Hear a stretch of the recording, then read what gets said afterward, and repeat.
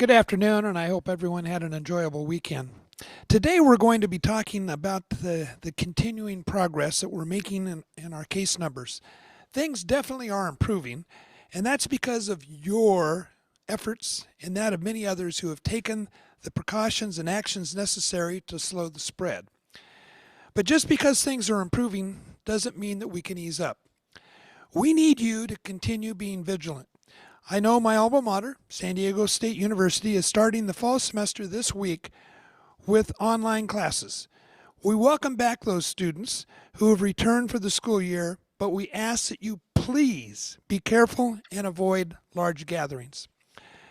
For business owners, we know you have questions about businesses reopening now that we're off the state's monitoring list. As of today, we still have not received clarity from the state on guidelines for businesses to reopen more fully. We do not know yet when we will get these guidelines. We certainly hope it'll be within a week or so, and we are keeping in contact with the state on that issue. We know how important it is to so many businesses. Even when you get those guidelines, we're going to have to move slowly and carefully. We've worked really hard to get off the watch list, and it would be dangerous and certainly very frustrating for all of us to open carelessly and set us back.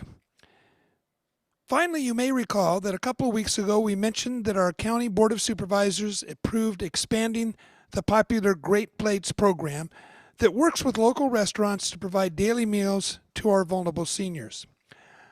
I'm happy to announce that as of today, enrollment has been opened for additional participants to apply. These new participants will be paired with a local restaurant and will receive 3 nutritious and tasty meals a day. In addition to this expansion, the board also voted to take the Great Plates program to a new level and create an additional version, Great Plates 2.0 Dinner Delivered. This program is intended to fill a gap that we found in the original state's model and will provide 1 hearty meal a day to adults of all ages who are living with a health condition or disability that makes it difficult to prepare or obtain meals. These individuals were not previously eligible for Great Plates Delivered, and we are happy that we are able to expand the program and their reach to serve these people in this way. Again, participant enrollment is now open for both Great Plates programs. There are eligibility requirements. You can learn more or apply by visiting www.aging.sandiegocounty.gov or calling the Aging and Independent Services Call Center at 1-800-339-4661. That's 1-800-339-4661 and selecting option 7. With that, we're going directly to our updates. We do have a very special guest with us today, Chris Van Gorder, who is the president and CEO of Scripps Health. He's going to be talking about reopenings and the impact on our hospitals. But first, we'll hear from Supervisor Fletcher and then our public health officer, Dr. Wilma Wooten.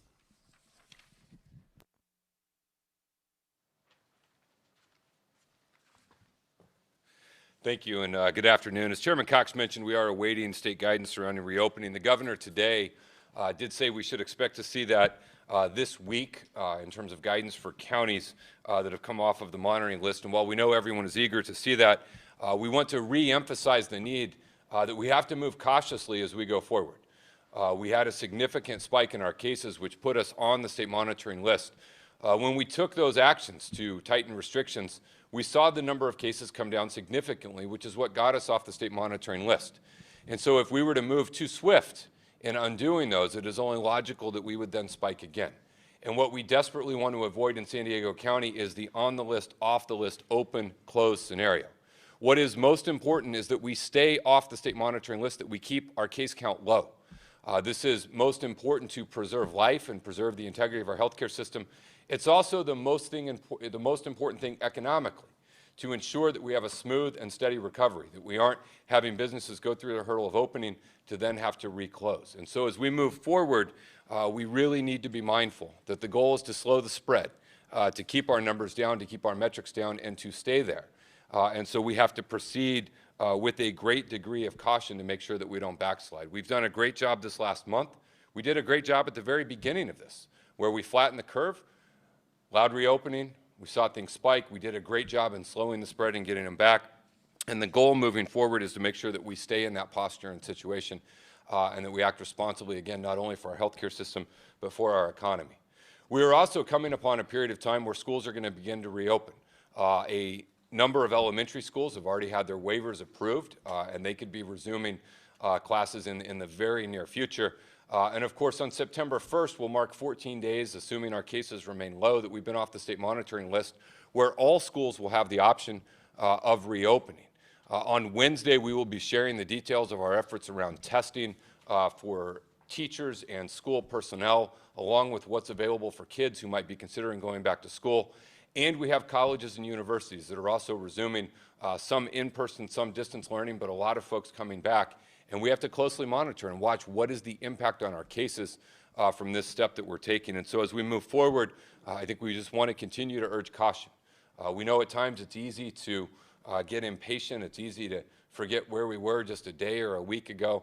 But we have to continually be mindful of what can happen with coronavirus, the very real danger of exponential growth and spread, and what it could mean. We've seen the very dire impacts and implications on surrounding states and surrounding counties. We've done good as a region, and we want to continue to be in that situation.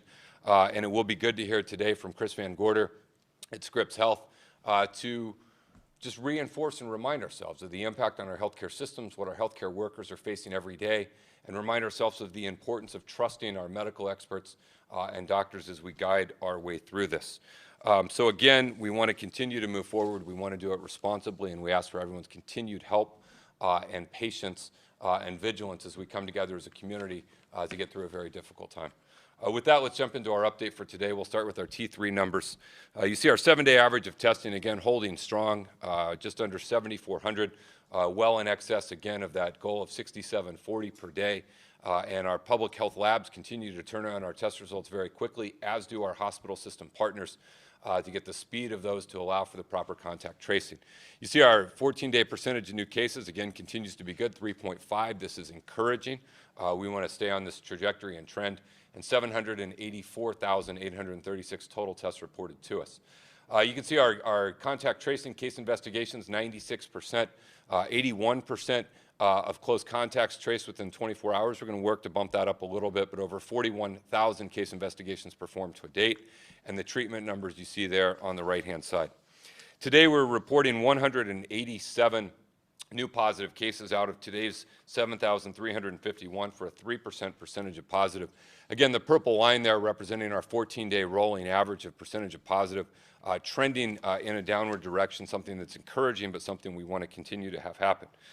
Daily hospital census, we're looking at 102 in our ICUs, 275 total ICUs up just a little bit, total hospitalizations down just a little bit, holding relatively stable over the preceding week.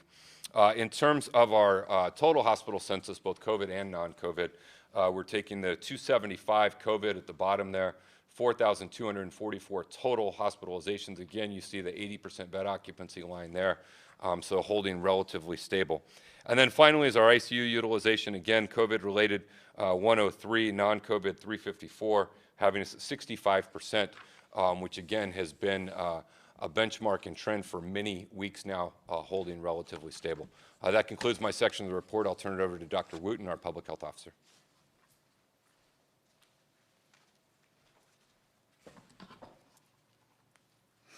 Thank you, Supervisor Fletcher, and thanks to everyone for being at today's briefing. All global, national, and state statistics are based on data that we retrieved from the Johns Hopkins dashboard that was obtained today around noon. Today's local statistics for San Diego County are from reports as of 11:59 yesterday on Sunday night. Today, there is a total of 36,727 cases, which is 187 more cases than yesterday, and a decrease in new cases since yesterday's report of 337 cases. To put this total number of cases into perspective, this is equivalent to the number of seats at Petco Park, excluding the box seats. The overall total number of cases includes 660 deaths. We've had no new deaths reported since yesterday, which is the usual for the beginning of the week. The age range for all of our cases is the same and is holding at 3 months to 102 years of age. The age group between 20 and 49 years of age remains at 59% of the total number of cases, represented by 21,591 cases. For gender, we have 51.5% represented by female and 48.5% represented by male, and 107 individuals has no gender identification. So, for hospitalized patients, 2,986 or 8% of the cases have been hospitalized, and this includes 733 individuals that have been admitted to the ICU. This number is 2% of the total number of cases and 25% of the total number of those hospitalized. The next slide shows COVID-19 demographics related to hospitalized cases. The majority of our hospitalized cases, 2,121 or 71%, of the 2,989 total hospitalized cases are among the 50 years of age and older age group. Males represent the majority of hospitalizations at 54%, which is also 1,621 cases. Latinos or Hispanics represent the majority of hospitalizations at 62% or 1,722 cases. The 660 total deaths represent 1.8% of the total number of cases, and this is also our county's case fatality ratio. Of the deaths, 283 or 43% were female, 377 or 57% were male. 633% or 96% of the total death cases had underlying medical conditions, and 27 or 4% did not. And I know when I say our county colleagues join me in extending our sincerest condolences and sympathies to the family and friends of those individuals that have been lost to COVID-19 disease. Next, I'd like to discuss a summary of all of our outbreaks. Since the beginning of the pandemic, 382 total outbreaks have occurred in 3 categories: skilled nursing facilities, non-skilled nursing facilities or other congregate settings, and community settings. Of the 382 outbreaks, 255 or 67% are now closed or inactive, meaning there have been no new cases reported at these settings in the past 14 days or longer. This leaves 127 or 33% and approximately 1/3 of the 382 outbreaks being active outbreaks. Of these 127 active outbreaks, 30 or 24% of the 127 number are in skilled nursing facilities. And there are 86 skilled nursing facilities in San Diego County. In this setting, there have been 825 residents and 541 staff members with laboratory-confirmed COVID-19 and includes 156 deaths. 33 or 26% of the 127 active outbreaks are in non-skilled nursing facilities or other congregate settings. In this category, there have been 753 residents and 584 staff members reported as being positive, and includes 107 deaths. Lastly, 50% of the 127 active outbreaks are in community setting locations. This next slide shows all 122 active and inactive community setting outbreaks since March 25th by month, which accounts for 1,555 cases. Note that July has the largest number of outbreaks with 93, and keep in mind only 64 of the 222 community outbreaks are still active.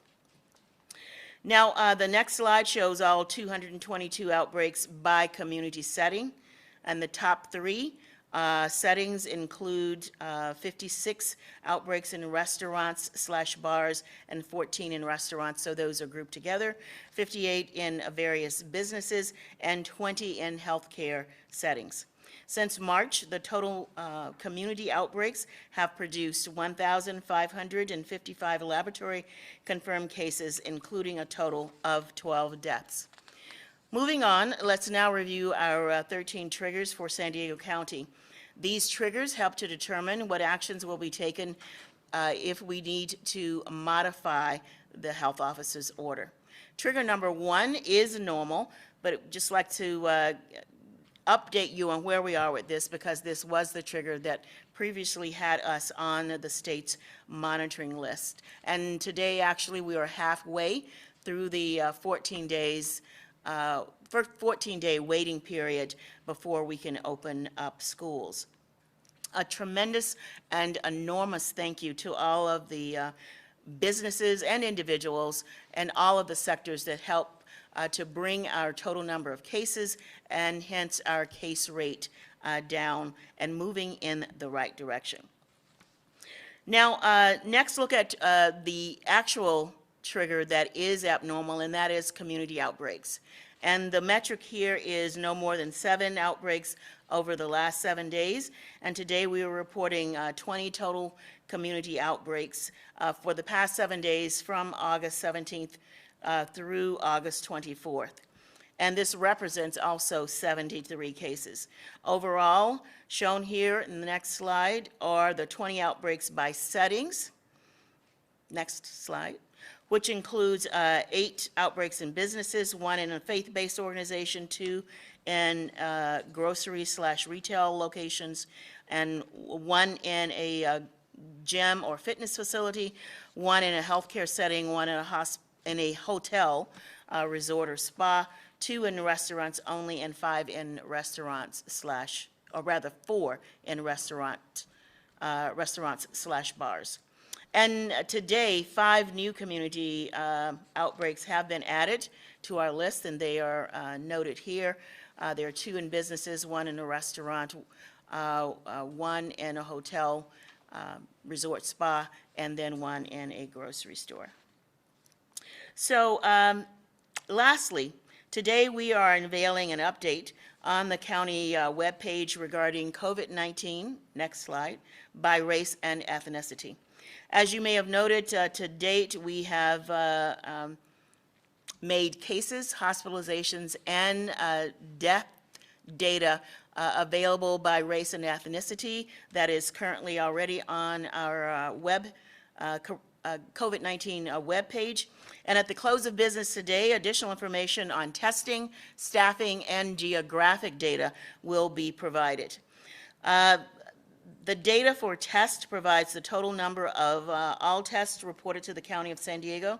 This is in this slide, by zip code of residence, which includes tests for San Diego County residents only, plus tests with addresses outside of San Diego County and tests with incomplete addresses / zip codes. The next slide, and this basically shows where you can find this race and ethnicity data on our website. When you go to the website, you will then click on the graphic that shows the map with the stick pin. When you click on that, you will see what's on the left side of this slide, and at the very bottom, you will see a link for COVID-19 by race and ethnicity, which is on your right side of this slide at the very top. And that's where we will post after information by cases, hospitalizations, and death. We will post the information related to test, staffing, and geographic information. So in closing, I want to stress that this pandemic is not anywhere being over. Each and every one of us has a role to play in our regional success and getting through this pandemic. Keeping up the momentum will require emphasis on the elements that are shown here on this slide. And this includes washing your hands frequently, properly, and conducting the appropriate sanitation in your environments. keeping 6 feet apart from others, wearing facial covering, and avoiding crowded places, as well as staying home when you are sick. So thank you for helping us get to where we are now, but we need you to stay vigilant and continue your efforts. Now, please welcome back to the podium Chairman Greg Cox. Thank you.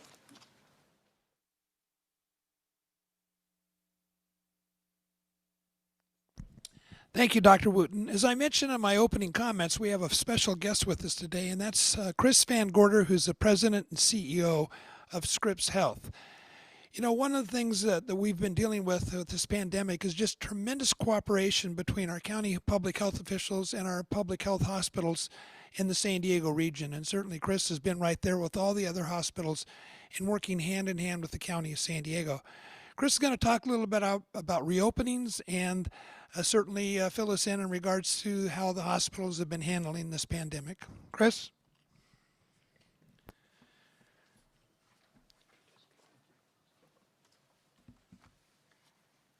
Thank you, Chairman Cox. Well, good afternoon. I'd like to make several brief points today.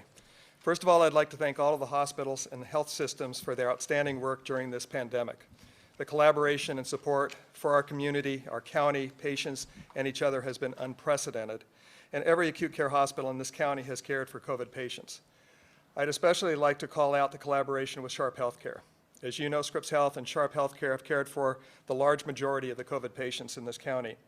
I was in contact with Dan Gross before he retired, and Sharp COO Brett McLean every day since this pandemic started, sharing information and collaborating.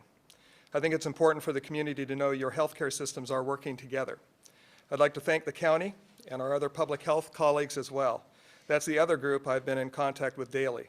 Together, the county public health officials and all of the hospitals have been working together to serve our community. Second, I want to tell the general public that our hospitals and clinics are open and they're safe. When the pandemic started, every healthcare provider stopped performing non-emergent surgeries and procedures to protect very scarce supplies and to make sure that we had the capacity to handle any patient surge. It also gave us the time necessary to develop the safety systems to protect patients and staff. Today, our hospitals and clinics are again open with the systems and procedures necessary to protect you if you need to see your physician or need to come to the hospital. Delaying care can be dangerous, so I'd encourage you to go to the hospital and go to your doctor if you need care. Third, as reported by Dr. Wooten and County Public Health, our case count of hospitalized patients and positive testing rates is decreasing. Nobody wants to celebrate that more than the doctors and the nurses who have been caring for COVID patients. As you can see from the graph, the reason the numbers are improving is because of the difficult decisions that the state and county made with public health regulations, requiring some business closure, the wearing of masks, physical distancing, washing hands, and avoiding groups. When the business restrictions were eased, the positive cases increased, as did the hospitalizations and sadly the COVID deaths. When the restrictions were reintroduced, the numbers improved, and now we're seeing roughly the same number of cases we saw last April.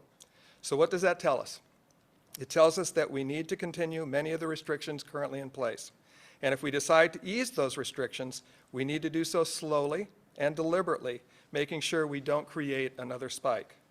Most importantly, the public must realize that the easing of restrictions and the opening of some schools does not mean this pandemic is over.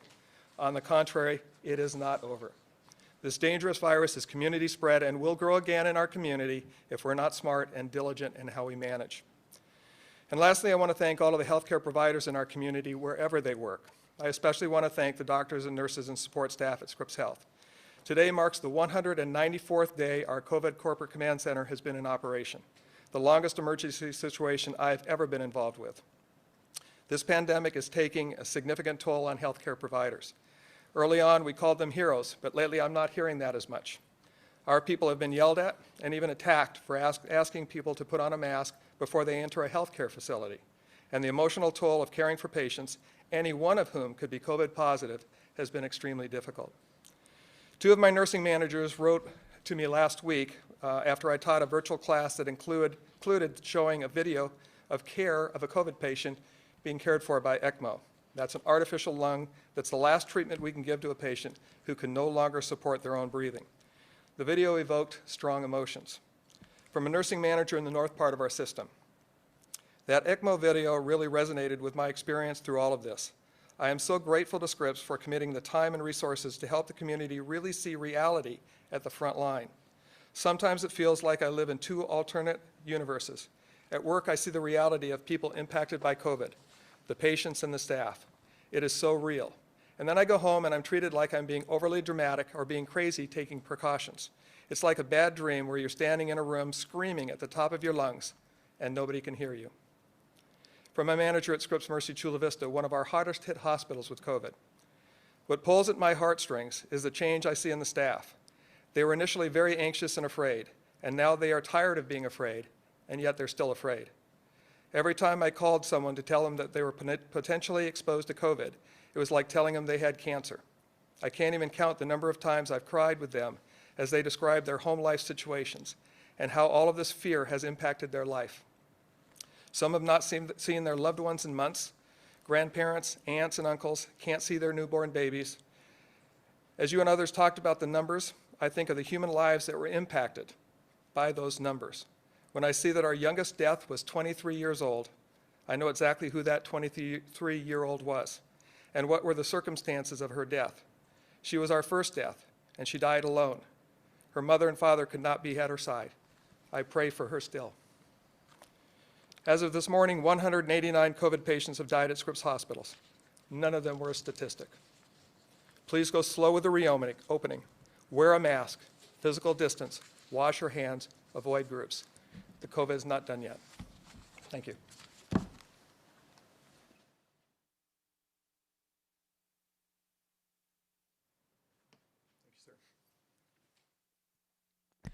Thank you, Chris, and thanks to all of our hospitals in San Diego County for working so closely with the county over these last few months on this COVID pandemic. With that, we'll go straight to the questions. First question is Priya Shrida, NBC7. Hi there.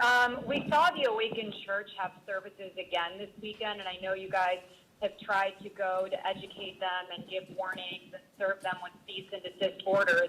At this point, what more can you do to encourage them not to have these gatherings? And if you can't do anything more, do you think you need to find more effective tactics to ensure that people are complying with the public health order? Okay, Supervisor Fletcher is going to respond.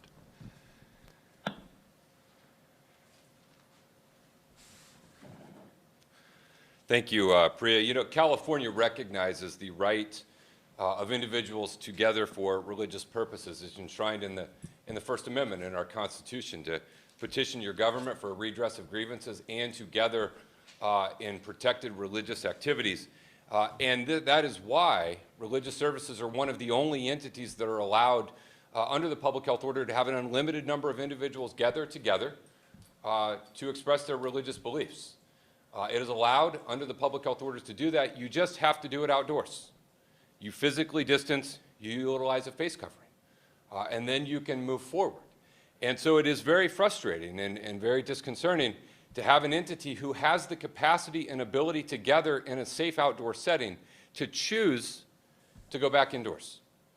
And the concerning part is because we've seen the extreme danger that is presented from large indoor gatherings of individuals for extended periods of time.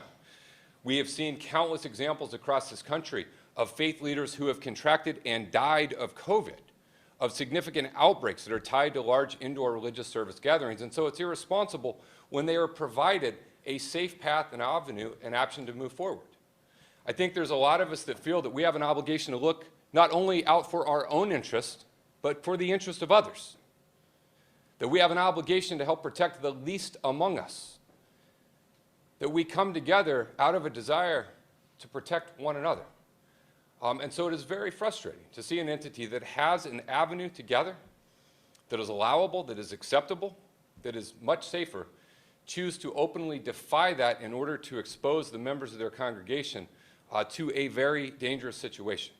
And it's not only the members of their congregation, but it is the rest of the community. And so we will continue to explore every option that we have, and we will continue to try and appeal to the better angels of our society to get folks to come together. And again, we respect the right of individuals. It's written into our Constitution together. which is why it is allowed for, specifically spelled out under the public health orders. Just gather outdoors, physically distance, wear a face covering, and move forward responsibly. And so we'll continue to look at what options we have and say a special thank you to those faith leaders across this county who are choosing to gather and worship and share together in a responsible way. Thank you.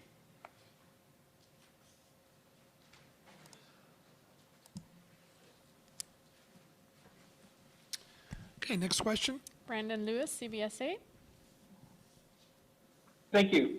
We've heard you guys talk a lot about community tracing efforts, and I'm wondering if you could explain what happens if a county resident contracts the virus over state lines, maybe in Vegas or Phoenix. How difficult or easy is it to figure out if there's an outbreak happening over there? And conversely, what if a visitor were infected here and it wasn't apparent until they went back to their home state? Okay, Dr. Wooten's going to respond. Oh, Dr. McDonald's going to respond. Thank you. Is this one working or is this one? Yeah. Thank you for that question. Actually, we work closely with the public health agencies of other counties and through the state, other state and county agencies outside the state. We also work with tribal public health authorities and also military jurisdiction health authorities to do joint investigations. So the scenario you're describing of a San Diegan in another location who is diagnosed elsewhere, who then comes back to San Diego, even if they don't come back, we find out. We get that information and we work with that jurisdiction where the diagnosis occurred in order to do the contact tracing. About 10% of all of the positive cases that we have here in San Diego are non-county residents, and we publish that number in our weekly report every Tuesday. And so in each and every one of those cases, we are reaching out often through the state, or if it's one of our neighboring counties, we work directly with those jurisdictions in order to do the joint investigations. Thank you. And did you have any rough numbers on how many San Diegans may have contracted the virus in another state? That's a great question. I don't know off the top of my head. I can tell you that on a daily basis, we do get laboratory reports from out of state, often by other state or county laboratories. We get them every day. I remember one day we had about a dozen in one day from Texas for some reason, but we don't know the exact number, but I can look into that for you. Thank you, Doctor.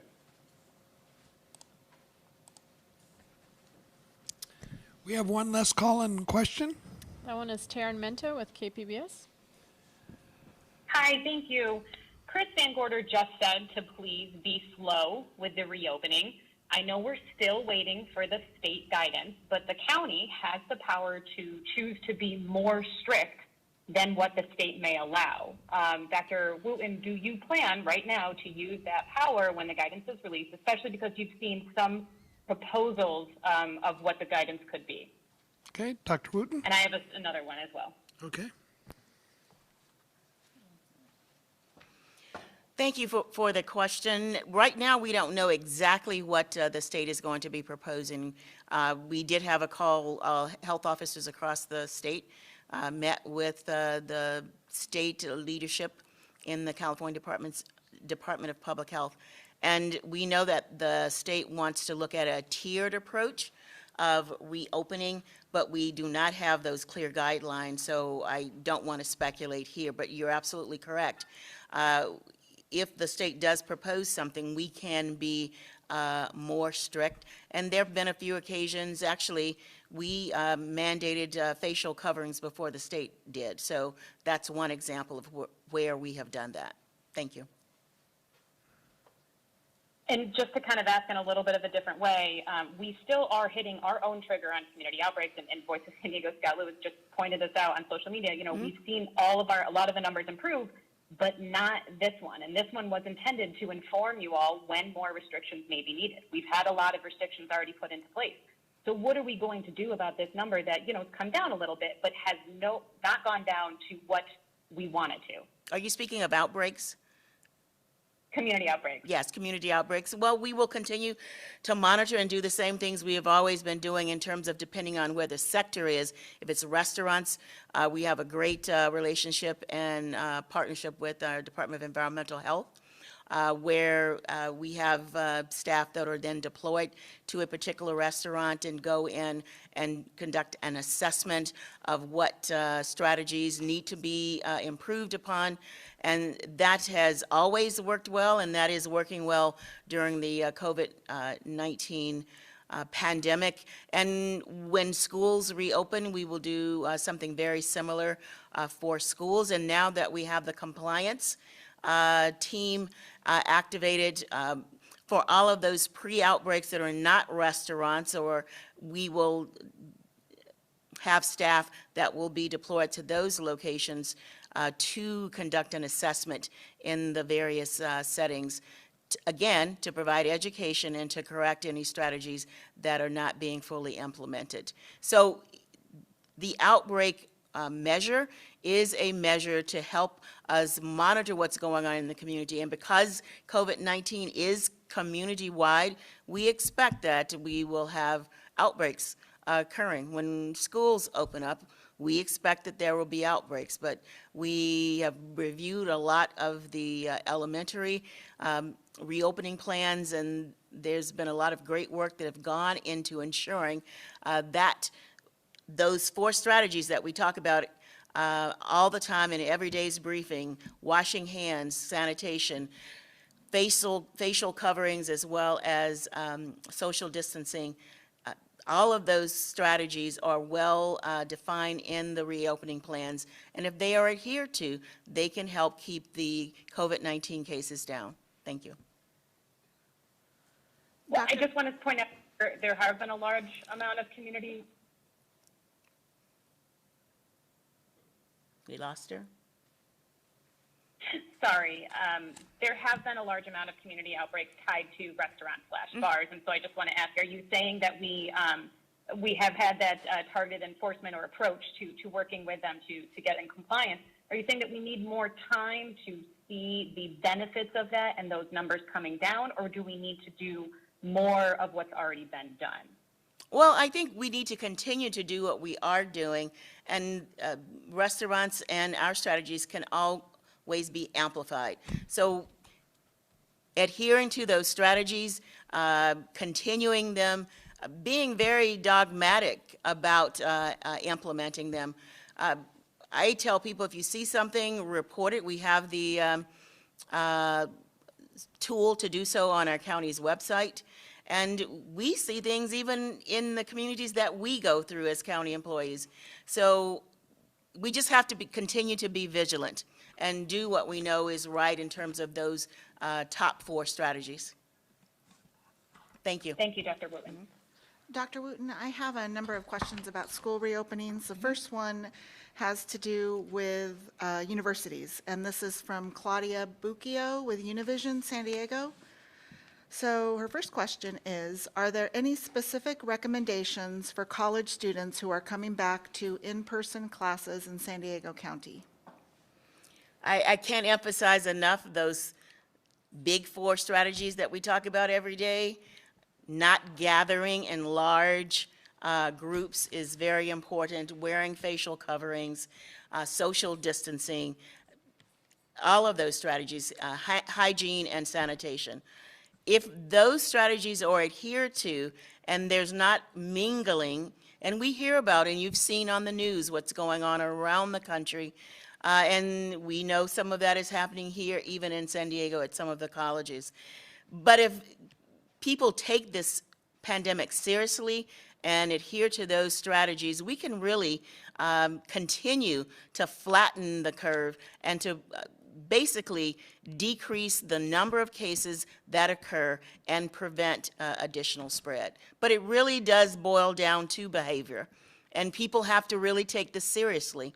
We know that the 61% of, or rather 59% of cases are in that population from 20 to 49 years of age, and of the total number, 25% are in 20 to 29 year of age. And those are individuals that are on our college campuses. So taking the disease seriously and adhering to the strategies that we talk about day in and day out is really the only way that we're going to put our arms around this pandemic until a vaccine is available. Okay, and she also asks, how is the county working with universities such as SDSU to avoid outbreaks among students like we've seen at other college campuses like Notre Dame or UNC Chapel Hill? Well, thank you. We have college and university sector meetings with our colleges or our institutions of higher learning, which includes our trade schools as well. And just emphasizing the things that I've just talked about, the big four strategies, and helping the colleges and universities and other institutions of higher education to develop their safe reopening plans and adhere to those strategies. That really can't emphasize enough.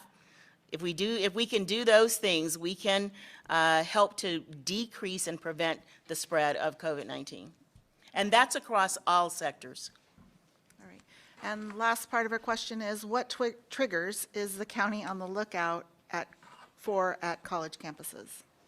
Well, the triggers that we have on our dashboard are triggers across all sectors. And certainly outbreaks are a big focus. So we anticipate and will manage outbreaks if they occur or when they occur on our college campuses and when they occur in our K through 12 as that sector opens up or that sector begins to open up next week. And perfect segue into this question from Cliff Albert from Kogo. He asks, first he states, state guidelines do not require face masks for K through second grade. Do you think they should, and would you recommend it for elementary schools that are opening now or will be opening next month? Well, we adhere to the American Academy of Pediatrics, which recommends face coverings for all individuals 2 years of age and older. The state guidelines indicate that individuals that are 2 years of age through second grade, it's recommended for facial coverings, and then third grade on is required. And we looked for that language when we are reviewing the safe reopening plans for our K through elementary schools. All right, and this question, thank you, by the way, is from Mike McKinnon from KUSI. He says, a new study from Sweden came out and found that the COVID mortality rate was between 0.1% and 0.3%. It also found children have an extraordinarily low risk to the virus and aren't really the ones spreading it. Does the data that San Diego County uses reflect these findings?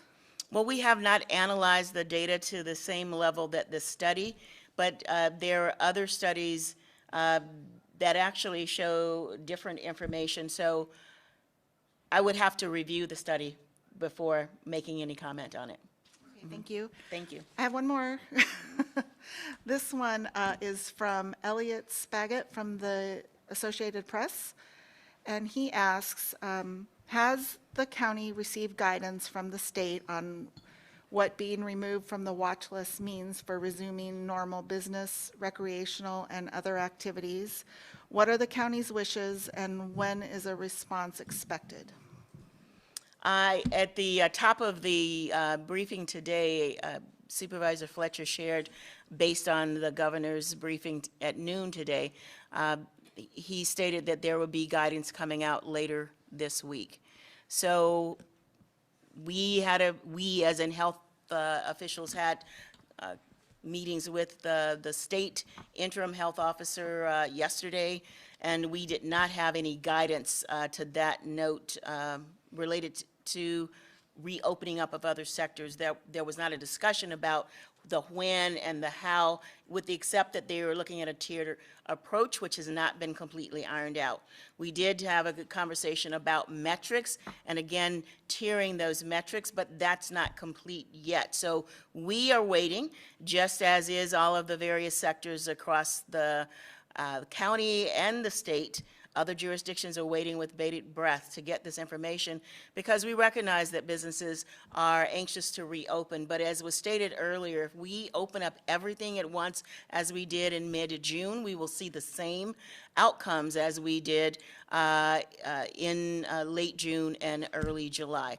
So as far as I can tell you, what we're anticipating, a tiered approach to opening up, but the specifics of which we do not yet know. Thank you. Thank you.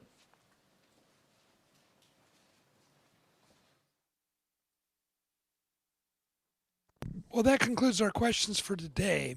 We will be back here on Wednesday at 2:30, and then we will also tomorrow have a Board of Supervisors meeting starting at 2 p.m., where we will be adopting our county budget for the fiscal year 2021.